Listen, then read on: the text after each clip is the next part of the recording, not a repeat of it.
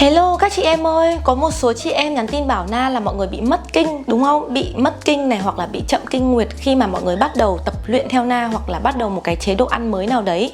Thì hôm nay Na muốn quay cái video để giải thích về vấn đề này và hướng dẫn mọi người cái cách để thay đổi để có thể cải thiện được cái vấn đề bị mất kinh nguyệt. Thật ra khi mà chúng ta bị mất kinh ấy, Na đã từng nói điều này một lần trong một video rồi.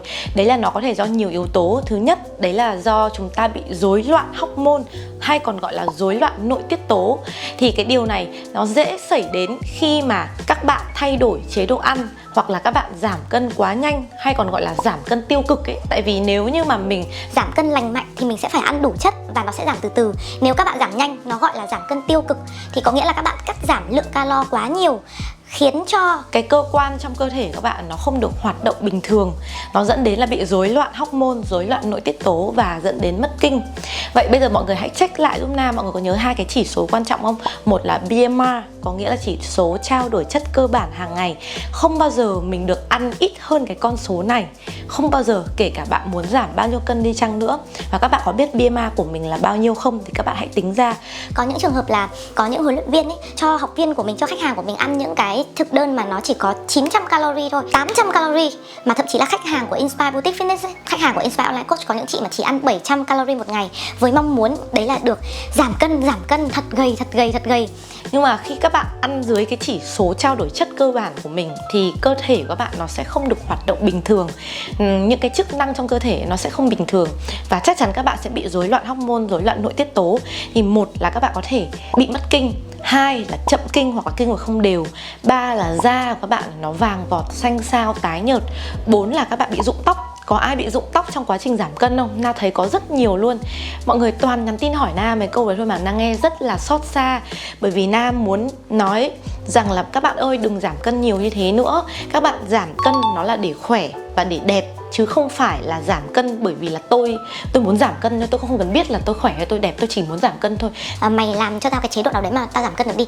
Thế xong rồi đến lúc mà mụn nhọt này, mất kinh này, rồi móng tay, móng chân giòn rụm gãy này, xong rồi tóc gãy này, da mặt xanh xao vàng vọt này, da nhăn nheo này, thì đến lúc đấy nó không thể cứu chữa lại được nữa, nó sẽ mất một thời gian dài để các bạn có thể quay trở lại.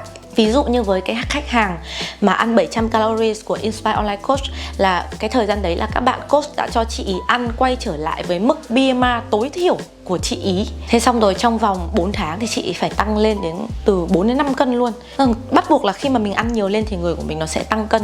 Và lúc đấy thì chị rất là sợ, bởi vì là mục tiêu của khách hàng luôn luôn là muốn giảm cân. Nhưng mà nếu mình đã đi vào cái con đường giảm cân không lành mạnh, giảm cân tiêu cực rồi, thì đến lúc đấy bắt buộc mình sẽ phải tăng cân trở lại để mình có một cái cơ thể khỏe mạnh. Sau đó mình mới có sức, mới có năng lượng, mọi thứ nó hoạt động bình thường trong cái cơ thể này thì mình mới có thể tập luyện được. mình tập nó mới đúng bài, nó mới đúng kỹ thuật, và lúc đấy thì mình mới bắt đầu đốt calo và ăn rồi thải ra nhiều, và cơ thể của mình nó mới khỏe mạnh. Tức là nếu các bạn đã đi vào con đường giảm cân tiêu cực thì đến cái lúc mà bạn muốn quay trở lại, lấy lại được cái cơ thể lành mạnh ấy, chắc chắn bạn sẽ phải tăng cân trở lại để có thể có một sức khỏe như người bình thường, và sau đấy thì bạn mới có thể tập luyện được. Nói chung là nó rất là nguy hiểm. Đừng bao giờ ăn ít hơn BMR của mình. Và chắc chắn có nhiều người đang xem video này còn chẳng biết BMR của mình là bao nhiêu. Vậy thì cái cách tính là như thế này nha các bạn. Các bạn vào trang web tdeecalculator.net, mình sẽ để ở đây. Sau đó các bạn nhập đủ tất cả cái chỉ số của các bạn ra này. Ví dụ như là chiều cao, cân nặng, tuổi. Cái phần body fat các bạn không cần phải nhập nhá. Sau đó thì nhập cái mức vận động của các bạn. Tức là cái chỉ số trao đổi chất ấy, nó sẽ dựa trên cái việc là ví dụ bạn để ý này, một cái cơ thể như thế này, 47 cân, cao 1m58, mình sẽ mất bao nhiêu calo một ngày để duy trì cái hoạt động sống và các chức năng trong cơ thể này. Đó, thì nó gọi là cái chỉ số BMR. Còn cái TDEE ấy, nó có nghĩa là cái cơ thể này sẽ mất khoảng 1.100 calorie mỗi ngày để vận động, hít thở và duy trì chức năng sống.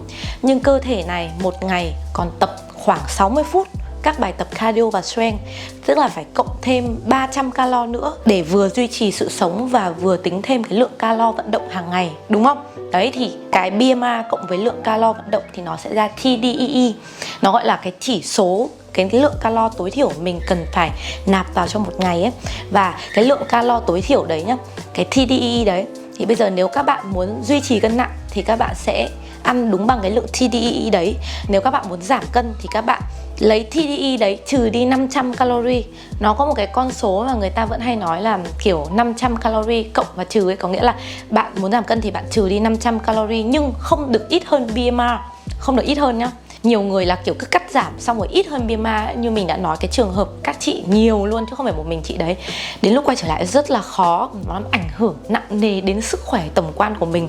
Nếu các bạn muốn tăng cân thì các bạn lấy TDEE cộng thêm 500 calorie. Và cái cách cho những cái người tăng cân rất là đơn giản, đấy là tập nhiều. Thực ra thì tất cả mọi người đều nên tập nhiều, vì khi mọi người tập nhiều ấy, nó sẽ tăng cái chỉ số BMR, chỉ số trao đổi chất của các bạn lên. Và nếu mà cơ thể các bạn nó trao đổi chất tốt thì khi tập luyện bạn cũng cùng một bài tập nhưng nó sẽ đốt được nhiều calorie hơn. Nếu bạn có nhiều cơ bắp thì khi tập luyện cùng một bài tập nó cũng sẽ đốt nhiều calorie hơn, thì các bạn sẽ phải mất nhiều calo hơn để duy trì khối lượng cơ bắp và nâng cái cánh tay, nâng cái chân của bạn, lắc cái đầu của bạn sang bên. Đấy, cái video này khá là nhiều những cái kiến thức nhưng mà Na rất hy vọng nó có thể đến được tai nhiều người, vì tập luyện nó là một lối sống. Chúng ta tập để khỏe và đẹp chứ không phải là tập và ăn kiêng để giảm cân, sau đó thì mang lại một cái sức khỏe yếu ớt và để lại hậu quả lâu dài về sau này luôn. Các bạn mà cứ thử tưởng tượng các bạn mà yếu ấy, các bạn chẳng thiết làm cái gì nữa. Đến lúc đấy chắc chắn là các bạn sẽ lại quay trở lại với Na và bảo Na ơi làm thế nào để cho em cảm thấy khỏe trở lại. Quay trở lại với cả cái vấn đề mất kinh. Vậy thì nếu như mà mọi người đang bị mất kinh và đang bị tắt kinh thì thứ nhất là check lại xem là mình có bị ăn ít hơn BMR của các bạn không nhá. Thứ hai đấy là check lại thành phần các loại chất dinh dưỡng và đặc biệt là các vi chất trong bữa ăn của mình. Ví dụ nếu mọi người ăn đúng lượng calo cần thiết trong ngày nhưng mọi người lại bỏ qua các loại vitamin và khoáng chất quan trọng, ví dụ như là các loại vitamin B này, vitamin D3 này, vitamin K này, rồi magnesium, kẽm này. Nói chung là rất là nhiều loại vitamin và khoáng chất cần thiết để chúng ta có thể duy trì hoạt động và điều hòa, tức là làm cho những cái nội tiết tố trong cơ thể của chúng ta nó hoạt động một cách bình thường. Đặc biệt là chất béo nữa. Nếu mọi người cứ sợ chất béo ấy, nghĩ là ăn mỡ là béo, ăn béo là béo ấy, mọi người rất hay ăn cái kiểu ăn ít clean xong rồi toàn ăn luộc với hấp. Các bạn bị thiếu chất béo tốt trong bữa ăn trầm trọng luôn, xong các bạn bị rụng tóc, xong các bạn bị sạm da, xong các bạn bị mất kinh. Nó không phải là do chế độ ăn đấy mà nó là do các bạn ăn chưa đủ chất. Nhớ là chế độ ăn nào cũng thế, mình cần phải cân bằng giữa 3 loại chất quan trọng là protein này, carbohydrate và fat. Đa phần mọi người chỉ biết là nếu mà muốn ăn lành mạnh thì mình hãy tăng cái lượng protein lên, có nghĩa ăn nhiều thịt hơn đúng không? Xong rồi giảm lượng tinh bột, cắt giảm tinh bột đi đúng không? Sau đó thì mọi người lại quên mất cái việc ăn chất béo. Chúng mình phải có chất béo tốt trong cơ thể nhá. Có một lần Na bảo một bạn là làm cho Nam cái thực đơn để xem là bạn ý ăn đã đúng hay chưa, kiểu hàng tuần thì bạn ăn gì ấy. Thì Na phát hiện ra là bạn ăn rất clean nhưng mà bạn ấy lại thiếu chất béo, bởi vì là bạn ấy sợ dầu ăn nên mỗi lần bạn chỉ cho một thìa nhỏ như này thôi. Nhưng bạn không biết rằng là chất béo rất quan trọng trong các chức năng của cơ thể, nên là một ngày ấy, như Na chẳng hạn, Na sẽ phải ăn đến 3 đến 4 thìa dầu ô liu to luôn, như thế nó mới đủ. Và ngoài ra thì mình còn phải uống thêm omega 3, uống thêm các loại vitamin tổng hợp để bổ sung những khoáng chất cần thiết cho cơ thể nữa. Đấy, còn có một cái lý do nữa về việc mất kinh ấy, đấy là do bị căng thẳng thái quá. Nếu như mà các bạn đang rơi vào trạng thái trầm cảm hoặc là căng thẳng thì mình nghĩ là mọi người nên đi gặp bác sĩ để tìm hiểu sâu xa hơn về cái nguyên nhân khiến cho mình bị tắc kinh. Nếu như mà mọi người đã ăn đủ chất này, ăn đủ BMR rồi mà vẫn bị tắc kinh, được không? Nếu mà còn thắc mắc gì nữa hãy comment ở phía dưới này để cho Nan nắm được tình hình của mọi người nhé.